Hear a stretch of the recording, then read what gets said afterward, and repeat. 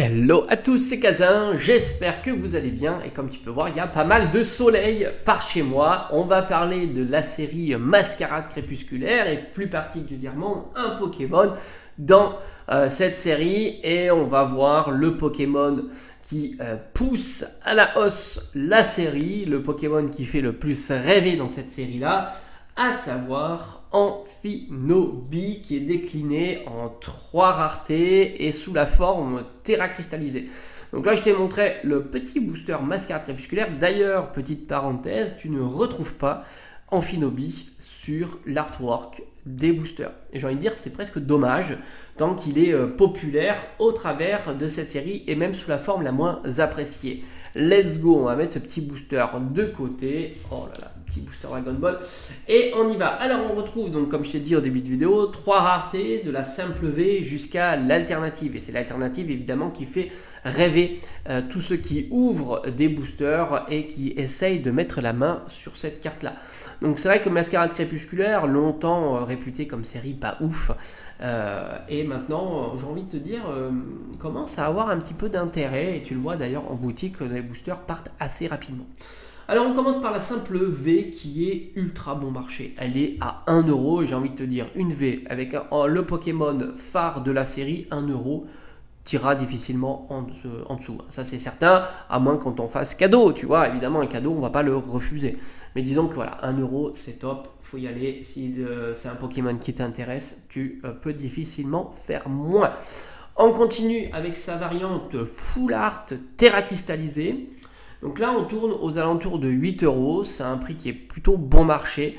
On a vu des Terra cristallisés un petit peu moins chers, mais plutôt sur des Pokémon moins populaires, bien que certains se sont bien gaufrés quand même, hein, comme Tyrannosif par exemple. Alors je ne sais pas maintenant s'il a remonté depuis, mais à une époque il était plutôt cadeau.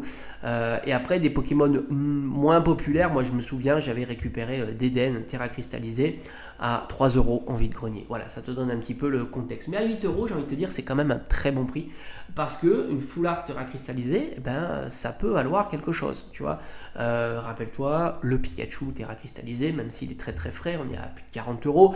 Le Dracofeu Terra cristallisé, même s'il a fortement diminué, on est aux alentours de 15-20 euros pour cette carte-là. Le Karchakroc Terra cristallisé, donc voilà, tu as toutes des cartes comme ça qui ont tendance à être quand même voilà, plutôt robustes.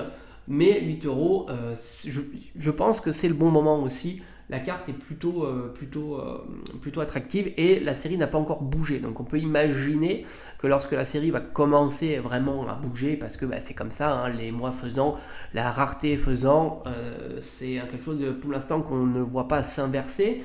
On pourrait imaginer que les cartes tendance seront les premières à être sollicitées. Voilà. Donc 8 euros, excellent prix. Et maintenant, l'alternative. L'alternative est à plus de 200 euros, je dirais, entre, on va dire, allez, grosso modo, 240 euros, 250 euros.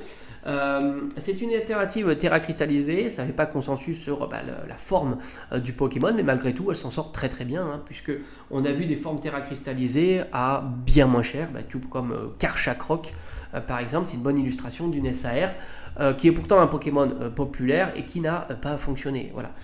On est à des prix bien moindres, et puis comme le Dracofeu de EV3, mais c'est pas exactement le même contexte, et ceux qui ont compris n'ont pas besoin d'explication.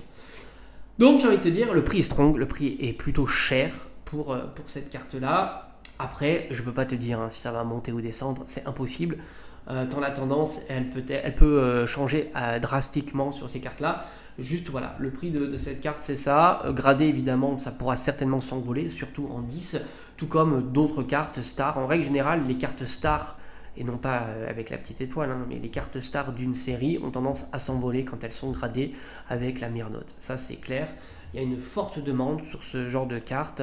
On l'observe vraiment dans tout un tas de séries, hein, et même les plus récentes, hein, comme les Pikachu de Étincelle déferlante, où on a des prix stratosphériques. Donc là évidemment, gradé 10, on imagine bien un prix très très haut.